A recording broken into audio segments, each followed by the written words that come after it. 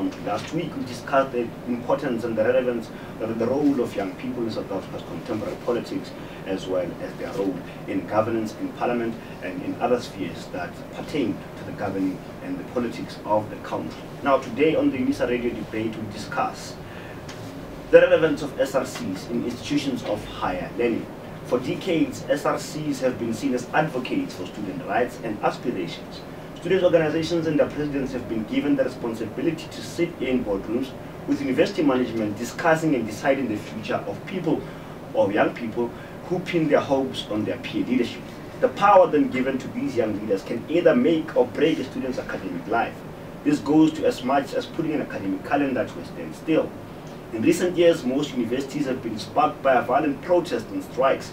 Each year, a protest about increased tuition fees, food and accommodation. It's either certain or inevitable. More often than not, this leaves ordinary students stranded and wandering in the streets after being evicted from institutions' residential areas. The Tali University of Technology and the Walter Sisulu University incidents are the freshest scenarios in our minds. While other leaders may have genuine student interest at heart, others may be hanging on for perks that come with the offer as an argument branded as so-called ancestors in some cases. In the Unisa Radio Debate, we want to unravel the effectiveness of SRCs and put to light if student politics have real impact and influence on proceedings. Now, to help us unpack this particular issue, we have a distinguished panel that is quite relevant to the issue that's at stake and at the table right here.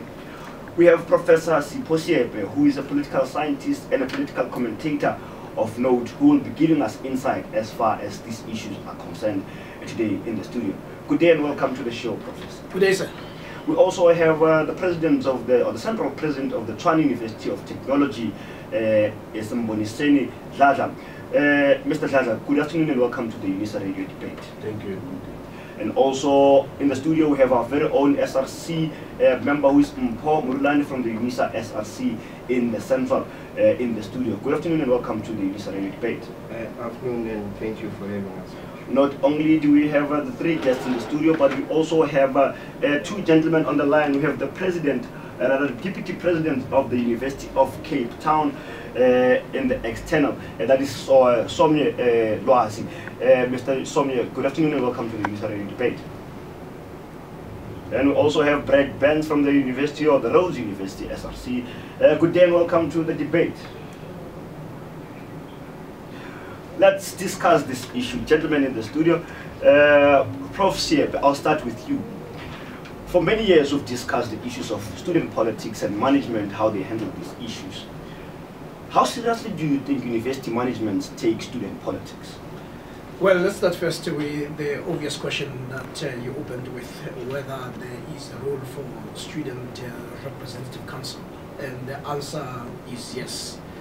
You cannot have a university without the key members of that institution being represented and also being the ones who put ideas. But I also want to indicate that historically, it is not an accident that you find that young people will be those who will be in the forefront of agitation and also calling for or ensuring that there is both social, political and cultural justice. So if you look at our own history, you will find that in the forefront, students at universities have been ultimately people who lead countries. In this country, you just have to think about people from Forte, Unisa, as well as University of the North. So you've seen the different roles that they've played. But what is more critical is also to take the advice and the wisdom of people like Frantz Fanon. And this is very important because as Fanon says, that the different epochs, these different times demand different solutions, and they also spawn different types of leaders. Just to quote Fanon, he says, every generation must, out of relative obscurity, discover its mission, fulfill it or betray it. And in a sense, when you go back in history, you'll find that the people like Mandela, they found their mission and fulfilled it. The students of the 60s also discovered their mission and they fulfilled it. The student of 1976, the students of 1986. And as we attained political liberation, there is a challenge to take this liberation to a higher level. And this is why in this country there has been a discussion, and I think there's a consensus that the biggest challenge is both economic liberation. That's why you find that most parties that agitate, especially among black people, will tell you that it is about economic liberation in our time.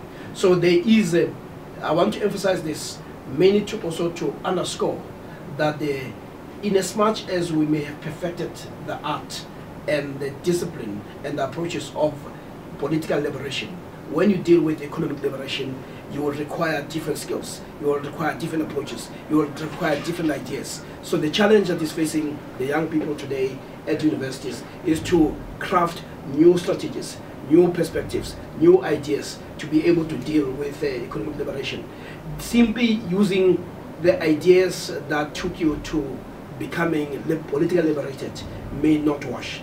And the centrality of ideas becomes very important. And I thought I should just put that framework so that when we engage, we should understand that we are now engaging a different form of struggle. Well, and I think it's largely a cultural liberation struggle. We'll come back to the question of how management takes seriously student politics. Mboniseni, you were involved in what turned out, unfortunately, as a violent protest and strike earlier on this year. How effective and influential do you think you are in terms of getting through to the management and actually agitating, as Professor saying, issues that pertain to student lives?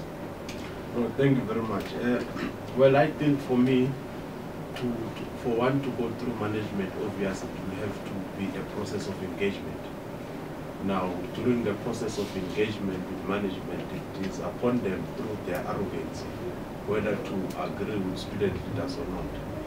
But in as far as the revolution was concerned, we engaged with management since August, and we raised our issues, particularly on issues of NSFAR, student accommodation, and other internal politics of the university. But we could not contain the pressure from students to then say that we are ready to go and negotiate further with management on those issues.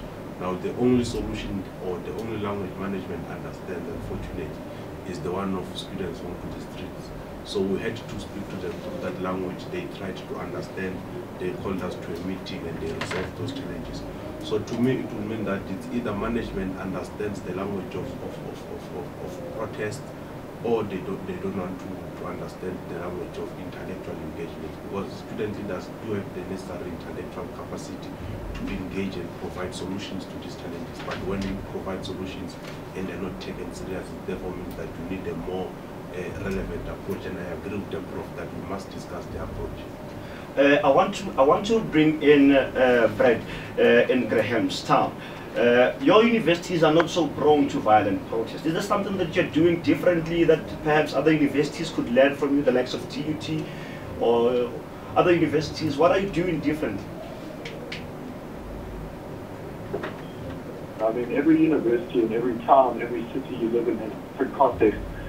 For instance, Rhodes is very different just in terms of our demographics. We have a very high number of international students. We have a very transformed student campus, and the kind of projects that we focus on here is a lot on community engagement and a lot of personal development.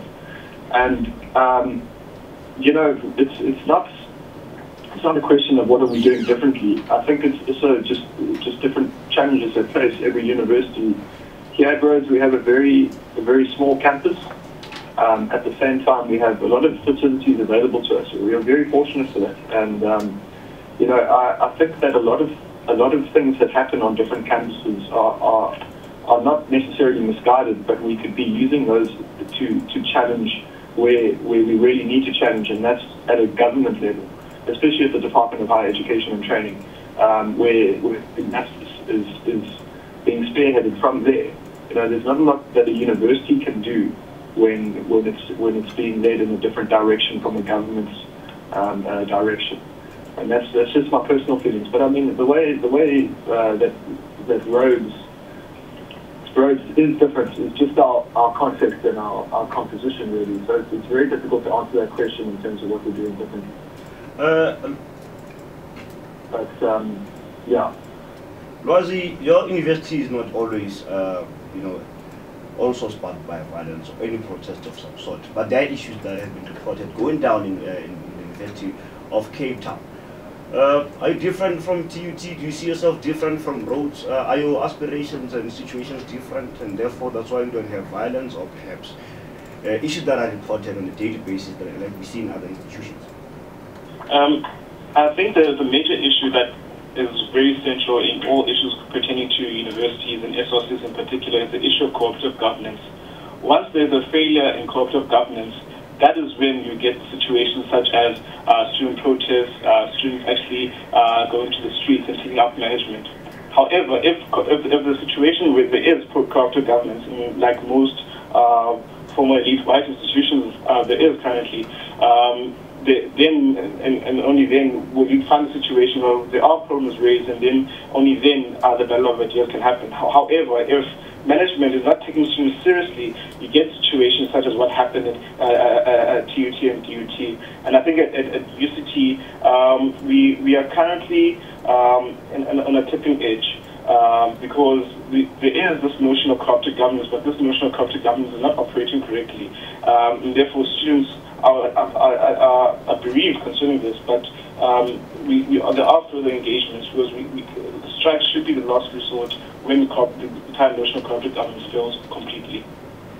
Let me bring in Mpho Morolane, Unisa SRC. We're talking about, you know, strikes or protests being the last resort, but they seem to be, you know, quite inevitable in a way. Would you say you're quick to resort to violence as opposed to engagement?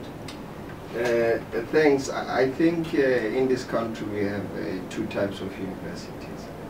You have your previously disadvantaged institution in the new democratic dispensation, and you have universities that were previously advantageous and they are currently